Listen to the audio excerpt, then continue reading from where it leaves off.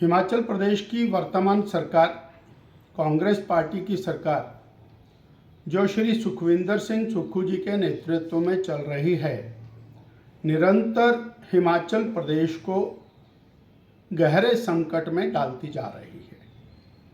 जहां आर्थिक संकट के नाते हिमाचल प्रदेश के समस्त विकास कार्यों को वर्तमान सरकार ने बंद कर दिया है, वहीं 1500 से ज़्यादा school, college, primary health centre, कुछ ऑफिसेस इत्यादि बंद करके हिमाचल प्रदेश की जनता के अधिकारों पर कुठाराघात किया है।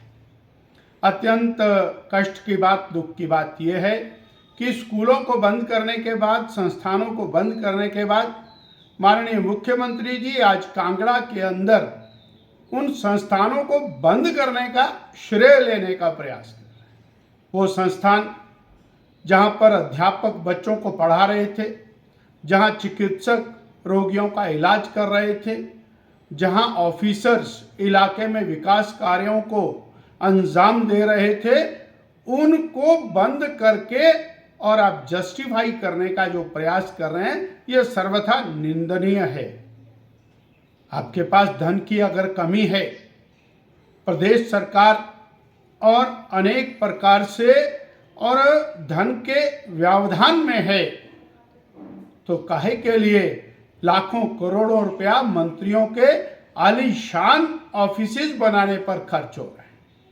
यदि प्रदेश के पास विकास कार्यों के लिए, संस्थानों के लिए धन नहीं है, तो चीफ पार्लियामेंट्री सेक्रेटरीज को 2 साल तक अनाधिकृत रूप से क्यों लगा कर रखा? उन्हें करोड़ों रुपया दिया और अब उससे भी आगे चलकर आप लाखों रुपया वकीलों को उस केस को लड़ने के लिए दे रहे हैं और आदरणीय सर्वोच्च न्यायालय के अंदर करोड़ों रुपए के वकील सरकार ने खड़े किए। यदि धन की व्यवस्था की तंगी है, तो ऐसे में बड़ी मात्रा में ओएसडीज और सलाहकार कैबिनेट रैंक के तौर पर लगाकर प्रदेश के धन का अपव्यय क्यों किया जा रहा है?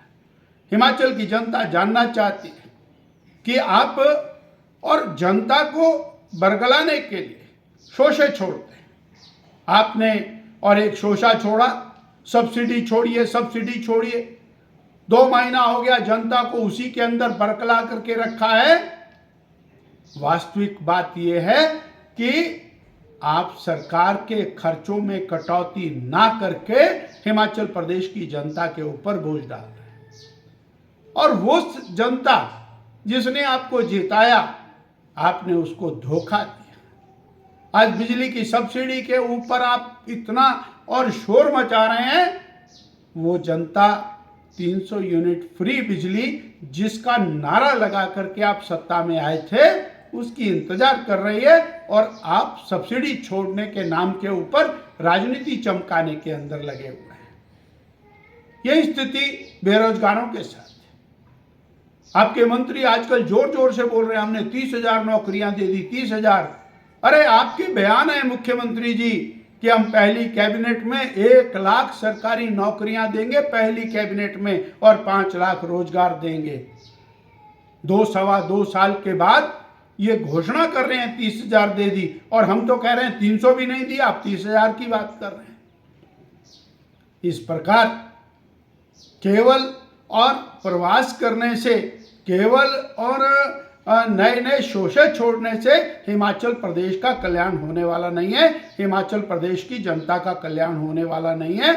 और इसके ऊपर 2.25 साल के बाद आप केवल और केवल भारतीय जनता पार्टी को गाली देने के प्रति और अपनी पूरी ताकत लगाते हैं, पूरी ताकत।